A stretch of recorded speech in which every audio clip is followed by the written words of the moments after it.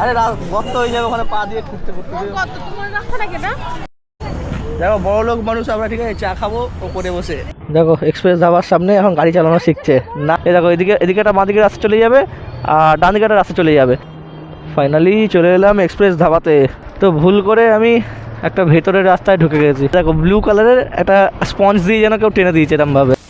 Morning friends, আজকে অনেকদিন বাদে আবার একটা ভিডিও বানাচ্ছি আমি এই লাস্ট আমাদের পুরুলিয়া ট্রিপটা করার পর থেকে আর আমার ভিডিও বানানো হয়নি। তার কারণ হচ্ছে একটু ব্যস্ত ছিলাম, কাজের চাপে ছিলাম, যেন আর ভিডিও সেরকম করা হয়নি।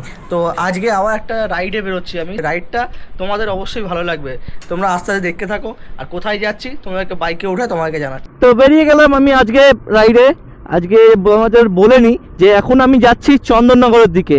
চন্দননগরে একটা ব্রিজ আছে, পার্টিকুলার একটা ব্রিজ আছে, ওখান দিয়ে ঘুরে তারপরে যাব আমাদের চন্দন